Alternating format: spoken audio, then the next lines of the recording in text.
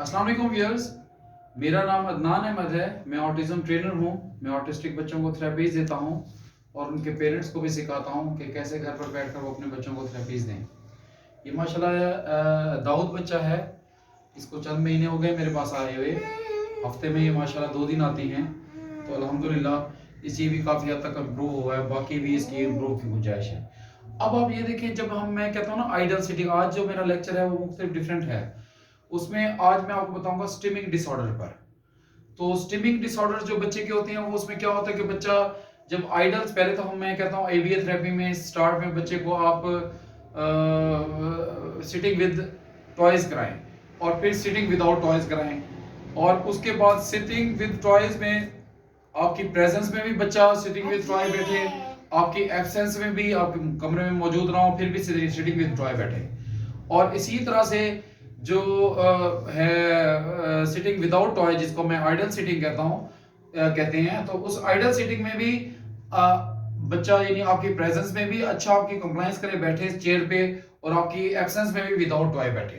अब इसके एक और बात का लेवल है जो स्पीच से पहले होता है। जैसे मैंने आपको बताया स्पीच से पहले टंग एक्सरसाइज होती है, टंग इमिटेशन, ब्लोइंग एक्सरसाइज, इमिटेशन, ये सारी चीजें हमें बच्चों को सिखानी होती हैं। इन सारी चीजों से पहले एक और जो काम है वो बहुत जरूरी होता है, वो होता है इनकी जो बच्चों की होती है वो स्टिमिंग डिसऑर्डर्स पे। स्टिमिंग डिसऑर्डर्स हैं को कहते किसको है? Stimming disorder. स्टिमिंग डिसऑर्डर कहते हैं जैसे बच्चा अब लेट्स सपोज ये बैठा है, इस वक्त आप देख रहे होंगे ये हिल रहा है, जुल रहा है, इस तरह से। जैसे हम लेट्स सपोज देखिए मैं बैठा हूं, अब ये बच्चा कैसे बैठा होता है? ऐसे कर रहा है, ऐसे कर रहा है, ऐसे कर रहा है। ये सारा स्टिम, ये उसको फोकस नहीं करने देता। जो कभी कभी ऐसे करता है, कभी ऐसे खारिश करता है, कभी ऊपर करता है, कभी नीचे। ये कहलाता है स्टिमिंग डिसऑर्डर। यानी उसमें बच्चा अच्छा फिर मुंह से डिफरेंट साउंड्स भी निकालता है, ई आ आ ये जितना भी करता है वो उसको फोकस नहीं होने देता। मैं ये बिल्कुल स्टिमिंग डिसऑर्डर पर जब तक बच्चे के काम नहीं करेंगे तब तक बच्चा स्पीच नहीं कर पाएगा। तो आप ध्यान में रखें। और स्टिमिंग डिसऑर्डर आई कांटेक्ट से पहले आता है। यानी आपने पहले स्टिमिंग डिसऑर्डर पे काम करेंगे तो उसके बाद फिर हम आई कांटेक्ट पे काम करते हैं। तो उस आई कांटेक्ट के बाद फिर हम स्पीच की तरफ आते हैं। यानी पहले ब्लोइंग एक्सरसाइज, फिर टंग इमिटेशन, स्टिमिंग डिसऑर्डर, फिर आई कांटेक्ट। यानी इन चीजों पे हम काम करते हैं तो बच्चा, फिर उसके बाद हम स्पीच पे जाते हैं तो बच्चा स्पीच करने लग जाता है हमारी इमिटेशन में। अब वो क्या करता है, जब हम इसको बच्चे को इमिटेशन में स्पीच कराते हैं, बच्चा ऐसे ऐसे कर रहा है, तो वो जब ऐसे ऐसे आप भी ऐसे ऐसे करें और मैं कहूँ आपको कोई बुक रीड करें तो फोकस ही नहीं हो पाता। तो इस बच्चे के चूंकि स्टिमिंग डिसऑर्डर पे काम नहीं हुए होते, चूंकि ऑटिस्टिक बच्चों में स्टिमिंग डिसऑर्डर्स होते हैं, तो हमें उन तमाम पे, यानी हमें वोकल भी स्टिमिंग डिसऑर्डर्स पे काम करना पड़ता है और जो उसके मूवमेंट के हैं स्टिमिंग डिसऑर्डर्स उस पे भी काम करना पड़ता है। जैसे बच्चा ऐसे ऐसे हिला रहा है, हाथ हिला रहा है, टांगे हिला रहा है, ऐसे हमें सब पे, ताकि वो स्टिल बैठा हो। जैसे हम क्लासरूम में हम किसी का लेक्चर सुन रहे होते हैं तो हम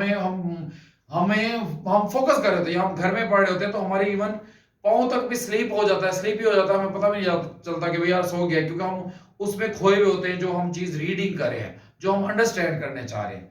तो इसलिए स्टिमिंग डिसऑर्डर पर one by one, idle sitting के बाद stimming disorder one by one काम करना है। अगर बच्चा ऐसे ऐसे हिला रहा है, ये भी डिसऑर्डर है, ये हिला रहा है डिसऑर्डर है, शोल्डर हिला रहा है, ये डिसऑर्डर है, पाँव हिला रहा है डिसऑर्डर है, ये हिला रहा है, टांगे हिला रहा है, ये डिसऑर्डर है, सब पे ये जनाब पूरी बॉडी के अपर जो बॉडी लेवल है, बॉडी पार्ट है, उसको हिला रहा है, तो ये सारे डिसऑर्डर्स हैं। हमें सब पर वन बाय वन काम करना पड़ता है आफ्टर आइडल सिटिंग।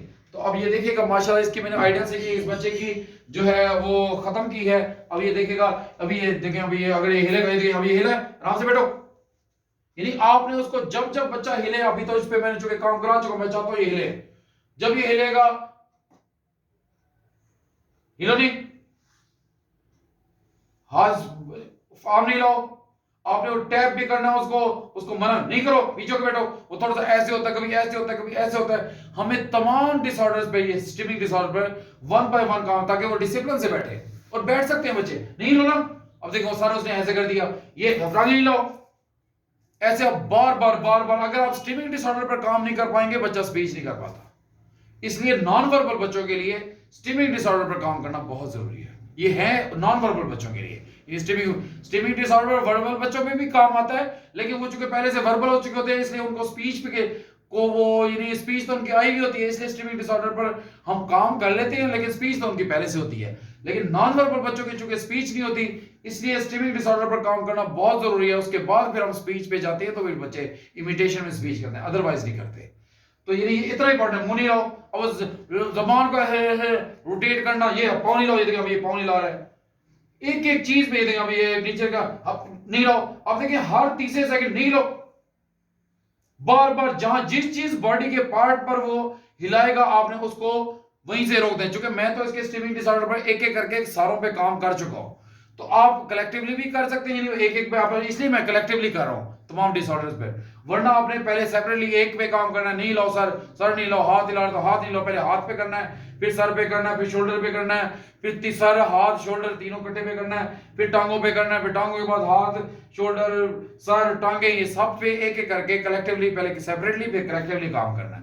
फिर कहीं जाके जब हम उसके बाद हम इस बच्चे का जब आई कांटेक्ट करेंगे, तो ये बच्चे आई कांटेक्ट करते हैं। तो आप भी इंशाल्लाह इसी तरह से नहीं लो, स्टिफ बच्चा बैठा रहा है ऐसे करके, तभी बच्चा जब स्टिफ जिसने बैठा ये देखो थोड़ा सा फिर से आगे से हिला, अभी देखिएगा नहीं लो हाथ, हल्का सा भी ना, नहीं लो हाथ, नहीं करो आगे, नहीं हो आगे,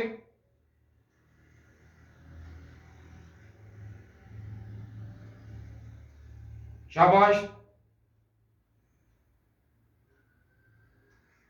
आप जहन में रखें, स्ट्रीमिंग डिसऑर्डर बच्चे की आई कांटेक्ट को सपोर्ट करता है। नहीं अगर आपने स्ट्रीमिंग डिसऑर्डर पे काम किया, समझे 70% आपने आई कांटेक्ट पे कर लिया, बाकी फिर हम बाद में आई कांटेक्ट पे भी करते हैं। तो अल्हम्दुलिल्लाह इसी तरह से करके देखिए, हम ये स्टिफ बैठा, पहले ये हिलता था, अभी थोड़ी देर पहले भी हिल रहा था, लेकिन इस पे जो सर नहीं लो, हल्का सा भी ना हिलाए, चुप, स्माइल नहीं करो, खुद से बैठे बैठे स्माइल कर देना, ये भी स्ट्रीमिंग डिसऑर्डर में आता है। क्योंकि बैठे बैठे अभी ये 4 साल का 4.5 साल का स्माइल करता है, 14 साल का होगा स्माइल करा होगा, कितना बुरा लगेगा, बैठे बैठे स्माइल कर रहा है, खाम खाम है, कोई भी नहीं है, कोई बात ही नहीं कर रहा इससे, चुप,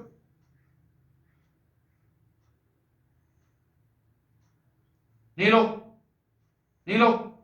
इसी तरह से व्यूअर्स आप स्ट्रीमिंग पीछे होकर बैठो, देखो कितना मुझे बार बार बार बार बार बार दे रहा है, बार बार हिल रहा है। इसी पे अगर आप बार बार काम करते रहेंगे, तो आप इस बच्चे को इस काबिल बना लेंगे, आर्टिस्टिक बच्चे को, कि वो नहीं मूवमेंट किसी किस्म की नहीं करेगा।